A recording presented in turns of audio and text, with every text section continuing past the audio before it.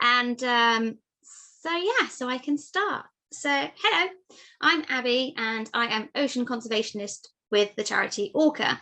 So the talk today is looking out for whales and dolphins. And so you're going to learn a little bit about the dolphins and whales that you could see off the south coast, the different types of whales and dolphins, and what us as a charity do to try and protect whales and dolphins around the coast of the UK. So who are ORCA and what science does ORCA do? So ORCA is one of the UK's leading whale and dolphin conservation charities, and it's dedicated to the long-term protection of whales and dolphins and porpoises and their habitats in UK, European and adjoining waters. ORCA's a relatively small charity. There's only 8 permanent members of staff, and they're based on the south coast of England in Portsmouth. So ORCA was formed in 2001, but it has been collecting data since 1995. So that's quite a long time. The data is utilised to assess the conservation status of cetaceans and to highlight really vulnerable habitats for the cetaceans around the coast. So to achieve this, we use what we call platforms of opportunity. Those are basically ferries and cruise ships and volunteer surveyors. So it's a very cost-effective way of doing surveys and it gets really good results. So platforms of opportunities, these are some of the ferries and the ferry companies which ORCA work with. So we use ferry routes to do our surveys with our marine mammal surveyors and ocean conservationists, because ferries are a really good way to survey because they do basically what's called a transect line. So they follow the same route every single time practically. So it's really good to be able to analyse the data, but I'll go into that a little bit later as well. We also use cruises. So we send out a team of marine mammal surveyors on board Saga cruise ships, and they work mostly on the bridge. There's a team of 4 of them, and they do a really in-depth survey of the water which the ship sails through, and this helps to plug the gaps in the ferry surveys. We also have ocean conservationists out on board different cruise lines, and they do the job that I do. So we provide enrichment on board the cruise ship. So we do talks sort of like this one, and we do wildlife watches on deck. So we take people up on deck with us and we watch for whales and dolphins, and we do a survey at the same time. So it's all about collecting the data and encouraging people to actually be interested in whales and dolphins. So we have lots of volunteers and people that go out for a few weeks a year on board cruise ships, because being able to help is something that everybody kind of wants to do. And when you have a little bit of time, you want to be able to use it doing something useful to help animals that you like. And when you're passionate, like I am, about whales and dolphins, that's where I spend my time. So although we use platforms of opportunity like the sea-based ones, the ferries and the boats and the ships, we also do land-based surveys. So just as you're walking along a coastal path, you can be doing a survey because it's based on effort. So how long you're spending looking at the water versus how many animals you see. If you see lots of animals, then that's great. It must mean that there's quite an abundance in that area. Whereas if you only see one every 3 hours, you know that they're not that common, and where you see them is really important. So ORCA has 3 key programme areas. So the first one is inspiring people about the wonders of cetaceans and the conservation of the wider marine environment. So primarily this involves the wildlife officers, the cruise conservationists and the programmes in schools, which we do. So we run ORCA Education Month, which is October. So they have different resources that schools can access that helps to teach children about the cetaceans that you can see and what we can do to protect them. Because inspiring people from all walks of life is key to our charity's mission, because we need people to care. So the second part is using citizen science and platforms of opportunity to create safe spaces for cetaceans and large whales, and collect data about ship strike. And this hard work is carried out by our dedicated network of volunteers who've been trained as marine mammal surveyors mostly. So ORCA have run an innovative pilot project with industry partners, so the different cruise and ferry companies, to help understand more about the threat of ship strike and how to mitigate it. So ORCA has also got a PhD focused on investigating this because it's a global threat, which commenced in October 2019. But since then, a lot's happened, as COVID and everything. But as a charity, we aim to work with companies in the cruise industry because it's working with people that will help us to mitigate risks to cetaceans. And the last one is to target key decisions and decision makers. So that's both statutory and corporate, to bring about policy change and conservation benefits for cetaceans, because it's with talking with the big guys at the top that helps get things done. So ORCA sits on a number of scientific advisory panels and regularly meets with the government bodies and key decision makers to help guide and advise on various conservation issues. So we can only do this, though, with the hard work of volunteers and surveyors and ocean conservationists, collecting this data and also doing the talks like today's. So where do we survey? If we're talking about seeing lots of whales and dolphins and things, you might think that we're going off to far-flung places to see these animals, but we're not. So this is a map of where the volunteers go on the ferry routes. So this map shows all the ferry routes that we conduct monthly surveys on. We use ferries, like I said, because they have the unique opportunity of taking nearly the exact same route every time they sail. Therefore, it's really scientific and it's like a transect line, so we can compare the data between different months and different years, and now, because we've been collecting data for so long, different decades, which is fantastic because it really gives you a good overall picture of what's happening. So this map shows the Saga cruise surveys. So these surveys are the ones that the marine mammal surveyors do on the Saga cruise ships. As you can see, they go further afield on these ships. So they are vital in plugging the gaps between the ferry routes, as they are, as cetaceans are highly mobile and migratory animals, so they don't stay in the same place. So it's really important that we go a little bit further afield too, because it enables us to build up a really good picture of what's happening with our whales and dolphins on a much wider scale, because they don't know whether they've sailed into a different country's waters. They're just having a good time. So this map shows the marine animals that were sighted on our ferry surveys in 2019. As you can see, there are lots and lots of little dots. All of the different dots represent a different species that are shown on the left-hand side. So you might think that because we're a small country and we might not see that much, but even if you're just looking at down where you guys are in the South Coast, you can see a range of animals just off the coast of the UK. So we've got lots and lots of sightings of common dolphins and some bottlenose dolphins, but we have actually had, as people have sailed a little bit further afield through the Bay of Biscay, I know some people have mentioned it slightly earlier, we've seen some fin whales and some of the bigger animals, but rest assured there are these animals off the coast of the UK and you can see them. And even if you say, I've only seen a harbour porpoise, that's still pretty impressive. Harbour porpoises are really sweet and really elusive. They're quite shy, so you're really lucky to see them as well.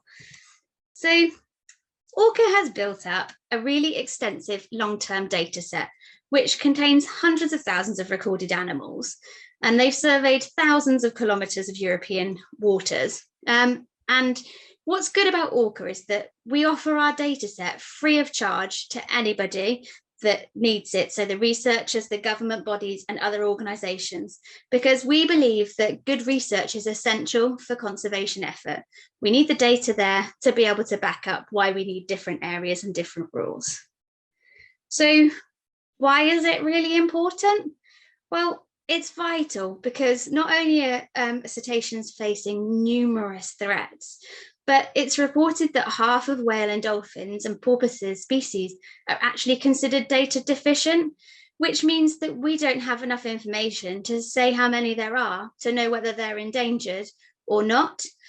So therefore, ORCA's work is providing really, really good data, and it's of paramount importance in not only reporting the species populations, but also in identifying critical habitats. If we always see animals in a certain place, that's really, really important to note. So what's our data done? On a local level, it's helped to define the marine protected areas for rezos and minke whales and harbour porpoises. On a national level, it's been used to inform the harbour porpoise special area of conservation in the North Sea. And on a UK and Europe level, it's helped them to achieve the reporting obligations under the Habitat Directive, which was in 1992. So because we share our data and we're getting it out there, it means that we have more chance of protecting the animals in areas that are really important to them. And I was lucky enough to sail past the marine protected area just off the coast of Scotland in the Hebrides, and the amount of animals that we saw around that area was fantastic because it just showed that it's really working. So cetaceans, the animals that we talk about. So this is a lovely image of the 90 species of cetacean known to exist in the world today. As you can see, they come in all sorts of shapes and sizes, and they all have different things that they are really good at. And the ones that have now got a lovely green tick, these are ones that ORCA has seen in and around the UK waters and in adjoining waters. So that is a large amount of whales that ORCA has seen. Bearing in mind, some of our cruises that we've used have gone up a little bit further north, which is why you've got a bit of the narwhals and animals like that you see up in the Arctic. ORCA has been lucky enough to be able to see these types of animals as we've been doing our cruise surveys. And also, if you just look in the middle of this picture here, you've got a person, if you can see him with his scuba diving outfit on. That is to show the size of the whales compared to a human. So these animals are not small. Well, some of them are, but the bigger guys that you can see, the fin whales and the blue whales and the sperm whales at the top, they are the big ones. Compared to humans, well, we're tiny. So I've said cetacean a lot. What is a cetacean? So simply, a cetacean is the collective term for a whale, a dolphin, or a porpoise. They're marine mammals, just like us. They breathe air and they give birth to live young. They suckle their young and they are warm-blooded. So cetaceans are then broken down into two groups. So you have those with teeth and those without teeth. So should be easy enough to tell apart. So your toothed whales, you've got the dolphins, the porpoises, sperm whales and orcas, pilot whales and beaked whales. And I'll go into more of that in a minute. And you've also got then the baleen whales. So those are generally the bigger animals, the blue whales, the fin whales, the humpback whales, and they have baleen instead of teeth. So what is baleen? So the most obvious ways to distinguish between the two types of animals is that the baleen whales are generally larger than the toothed whales, which are primarily dolphins and porpoises. So these drawings are not to scale. The baleen whale would generally be a lot bigger than the toothed whale. The second thing to notice is their dorsal fin. So on a baleen whale, the dorsal fin is 2/3 of the way along its back, and it's relatively small in comparison to its body size. Whereas with the toothed whale, the dorsal fin is in the middle of its back, and in comparison to its body size, it's relatively large. The next thing that's different is that the baleen whales will have what's called a dorsal ridge, which is the bumpy bit behind their dorsal fin. Whereas dolphins, they don't have that. It's just absent in dolphins. It's not there. So they have a smooth back. This next thing to notice is their blowhole.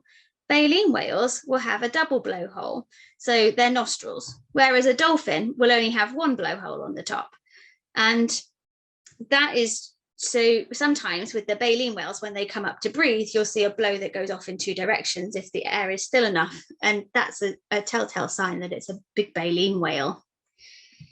The next thing is sorry, is the front of its head. So the baleen whales have a really flat rostrum, and they don't have teeth. They have their baleen sheets. So when they open their mouth, it has the baleen, which is the same material. It's keratin. So it's the same material as our fingernails and our hair. So they use that to filter feed the small prey such as krill or herring. So even though these whales are a lot bigger, they actually eat food that's a lot smaller. Whereas the dolphins have a really rounded head, which is called a melon, and a distinguishable beak, which is their mouth, and it's filled with teeth. So they use their sharp teeth generally to catch prey individually. So because of their different ways of having teeth and baleen, means they catch prey in really different ways, which we'll talk about in a little bit. So tooth cetaceans, they typically catch their prey one by one, and their favorite food generally includes things like squid, large fish, small fish, jellyfish, cod, salmon, that sort of thing. And some tooth cetaceans will actually eat other tooth cetaceans too. So orcas will actually eat other species of dolphin. So they catch their food using echolocation. So only the toothed whales do this. And how they do it is they force air through from their nasal sacs to their phonic lips, which create clicks. And these then bounce off the front of their skull and are magnified and directed by the big fatty melon in the front of their head, which is why they've got their big bulbous forehead. These clicks then go out into the environment, and when they hit a solid object, usually the swim bladder, which is in a fish, the echo will bounce back to the lower mandible in the dolphin's jaw and travel back through the auditory train until it gets to the brain. From this, the animal's then able to determine the size, the shape, the speed, the density, and even the color of the prey item, making it a really effective hunting strategy. They would definitely beat you in a game of blindman's bluff. They know what they're doing.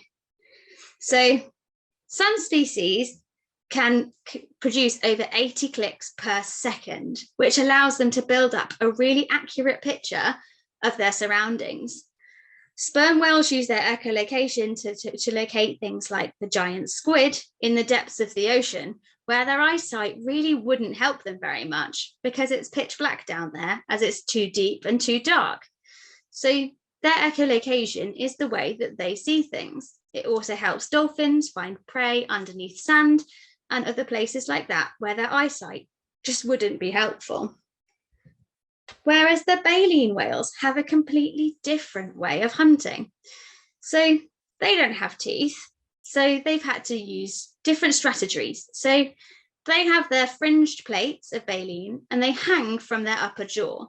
And when the whale takes huge mouthfuls of water containing the small fish and plankton, the baleen traps and filters the prey as the water is forced back out of their mouth. So it's kind of like a big giant sieve. So this is the head of a humpback whale here.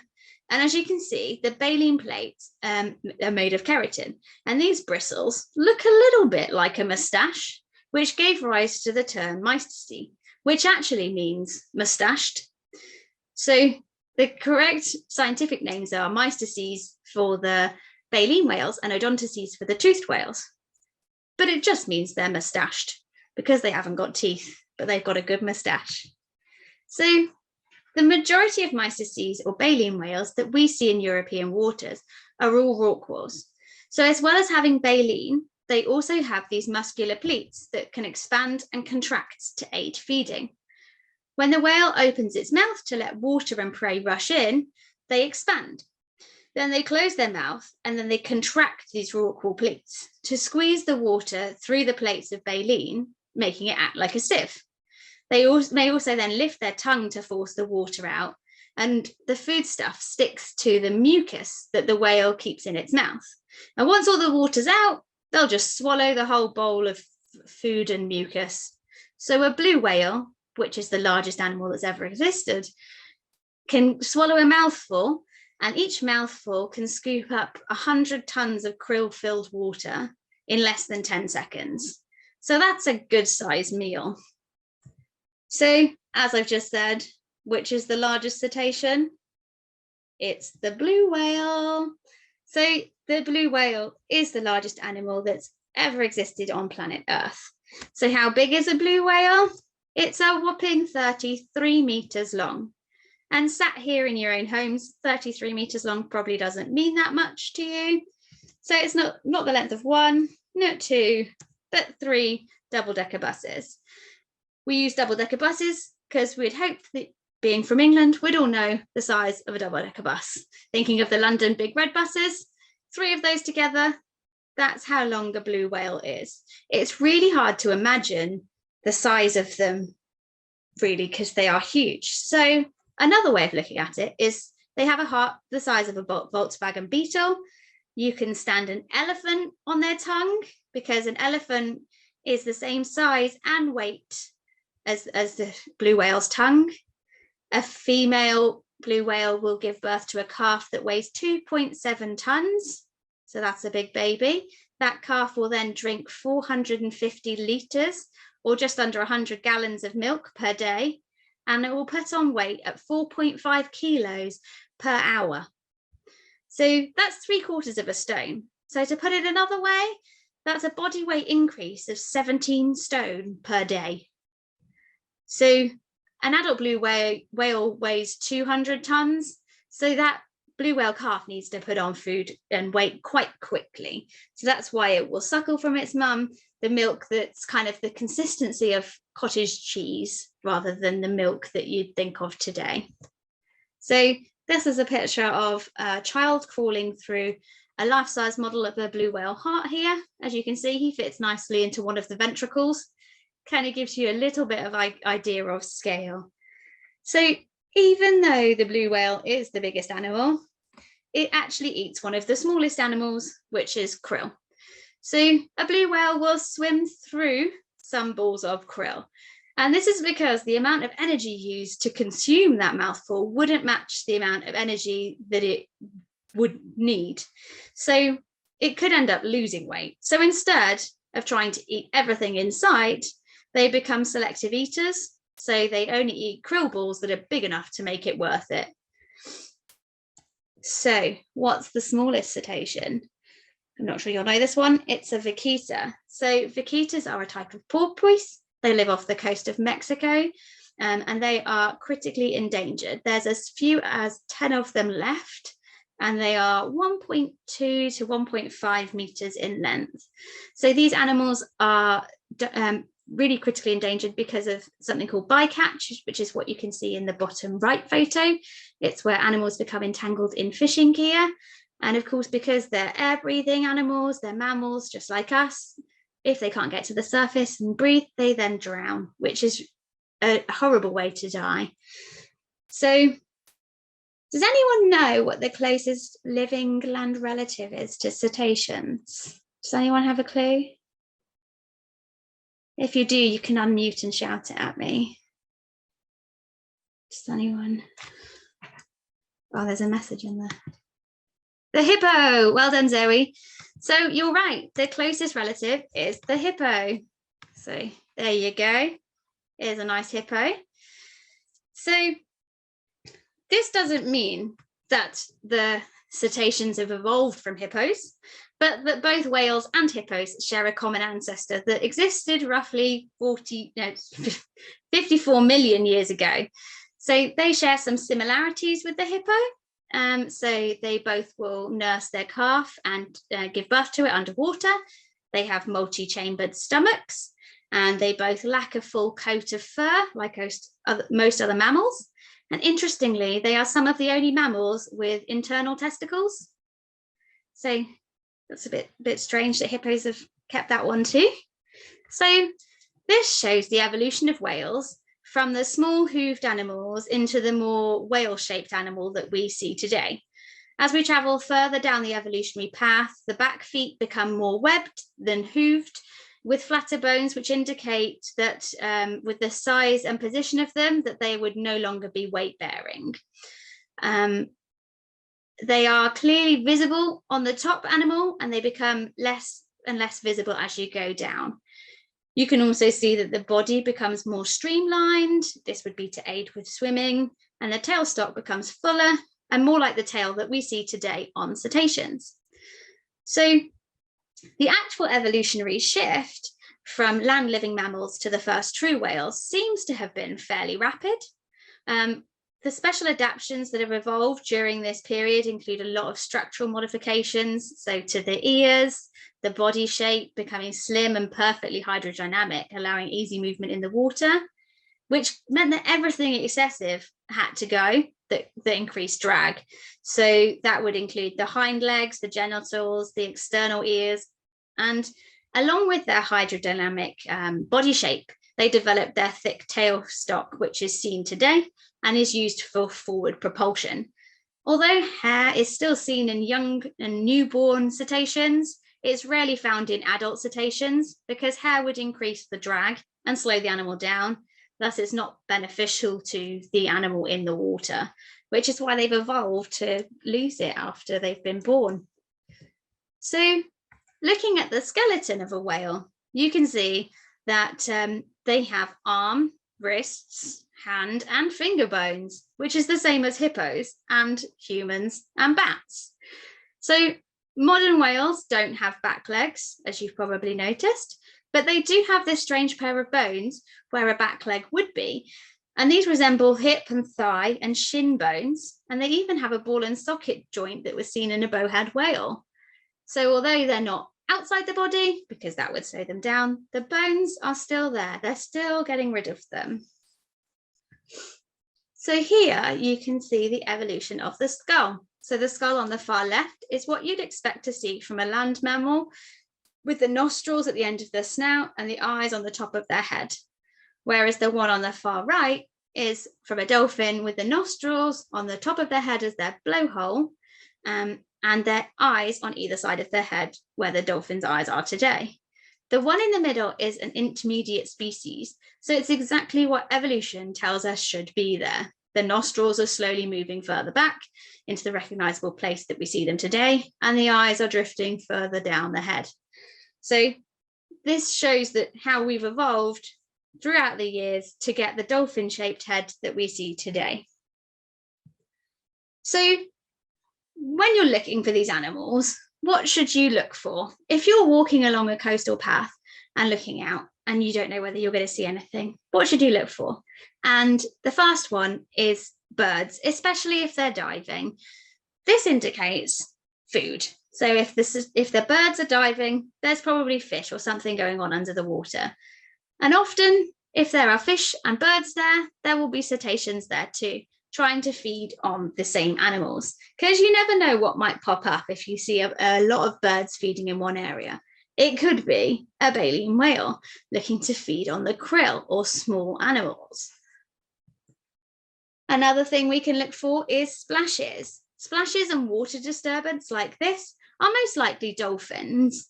And obviously, as you get a little bit bigger, the splashes get bigger, it's more likely to be a bigger animal, which is great to see. And if I'm being totally honest, if you're ever lucky enough to see a breaching whale or dolphin, this is most likely the picture that you will get, the splash. It's happened to me before.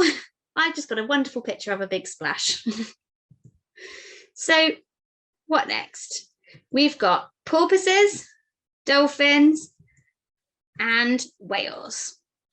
So we can see lots of different things, but what do we need to look out for depending on what they are? So if we're looking for a whale, you will see a blow. On most of the big whales, these blows are really easy to see, and they can sometimes be up to 10 meters in length, height, not length, unless they're lying down. What else can you see? Sorry. Fluke prints or footprints. So these are the indicator of where an animal was. So if you see a disturbance on the water like this, that means that an animal has most likely surfaced in that area before. So it's most likely going to surface again in the surrounding area. Just don't be staring at the fluke print, because the animal has most likely swum a little bit further away. So make sure you're looking in the area around that rather than the actual fluke print. What else might you see? a body or a fin or a dark shape in the water, all could indicate an animal. And it's always good to point these out to your friends and see if they think it's an animal too, because sometimes it could just be a log, but if it was a whale, you don't want to have missed it because you didn't want to shout or say anything. So, what species can you see off the south coast? I know this is what you're all excited about. So, you can see the harbour porpoise. So, the harbour porpoise normally travel in small groups, 1 to 6 of them. They are shy. They don't really come into boats. They're not attracted to boats or anything like that. They don't have a visible glow because they're small, and they're a maximum length of just under 2 meters. So if you see a harbour porpoise, the bottom picture is most likely what you'll see. The really small shape in the water with a very distinct triangular fin, dorsal fin. That's because it's a porpoise, so they're nice and stocky, kind of like an equilateral triangle. On dolphins, the top would curve backwards a little bit more, so it wouldn't look so triangular. Porpoises are different to dolphins, and if you ever got close enough to see a harbour porpoise's teeth, you'd see they're spade-shaped rather than sharp like the dolphins. So what other animals could you see? You could see a common dolphin. Common dolphins are really fast and energetic swimmers. They're often attracted to boats to bow ride on the wave ahead of them. They're really playful. They're gregarious and sociable. They're often seen in numbers of 1 to 500, and occasionally in superpods of over 2,000 animals have been seen. Very distinctive hourglass pattern on them makes them a really beautiful dolphin. And as I was saying just before the meeting, I was lucky enough to see a pod of about 100 common dolphins when we sailed towards Liverpool off the coast of Ireland. So still in UK waters, the common dolphins came charging towards the ship and just wanted to show off. And that was the best sighting that we've had of them in my time with ORCA, which is fantastic. So they like to jump out of the water quite often, so you can get a really good look at them. If you're looking at them from above, you see their diamond-shaped cape, which is what you can see in the picture on the left-hand side. Whereas on the side of their body, it's the hourglass shape with the yellowish colouring that you'd look for.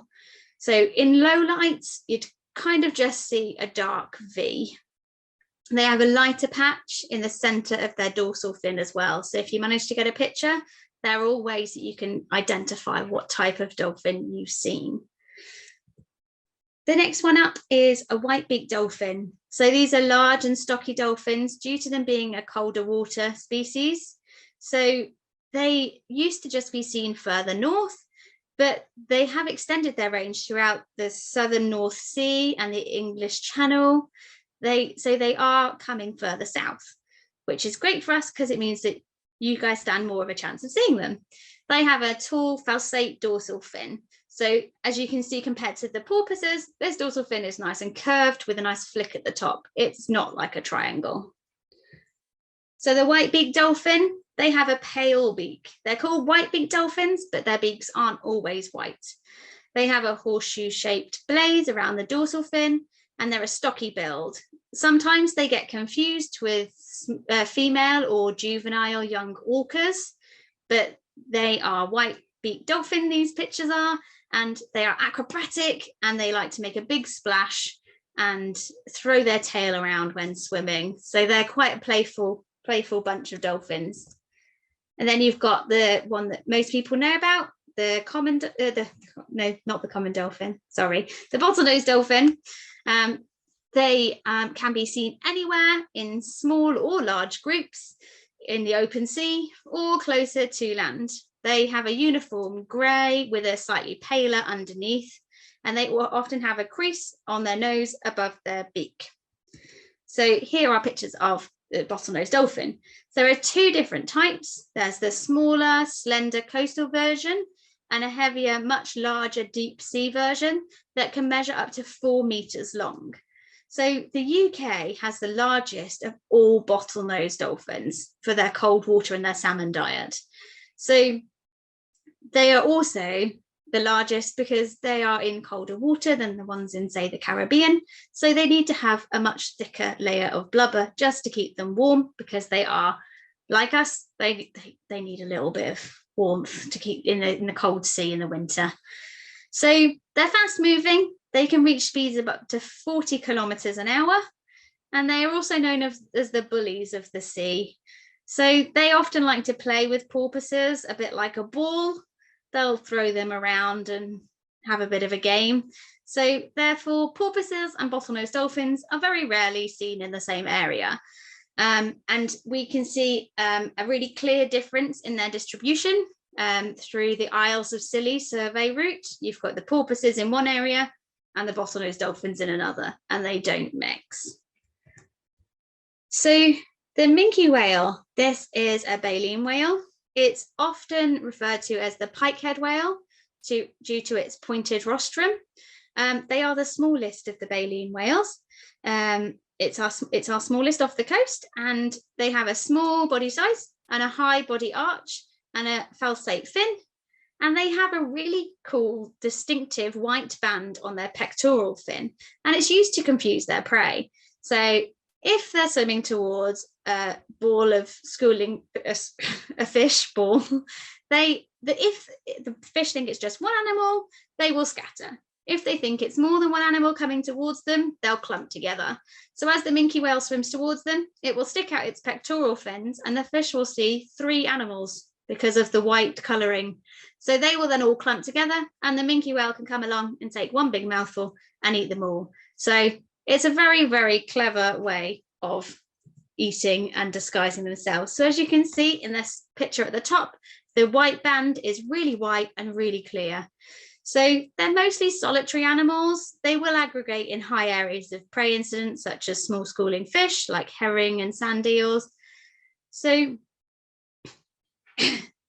12,000 of them are around the UK, and that's the same number of sub-Saharan African elephants. So they weigh about the same as an elephant as well. So in Scotland, they are unfortunately particularly prone to entanglement and drowning in creel lines. So it's one of the areas that we need to work on protecting them, because we know they like it up there, but we just don't want them to get hurt. The next up is you can see humpback whales. So these are another baleen whale.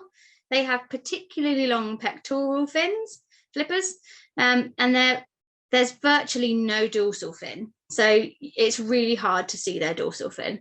They're seen off the western and northern Isles of Scotland mostly, but there have been some, but still quite infrequent reports of the species off the east coast of the UK, and they're moving slightly further down. So who knows, one day you'll probably spot them. So they have what's called tubercles on their pectoral fins that help them to undertake acrobatic movements, which is why they're often seen jumping. So they use their extremely mobile wing-like flippers for banking and turning and throwing themselves out of the water in a very expressive way.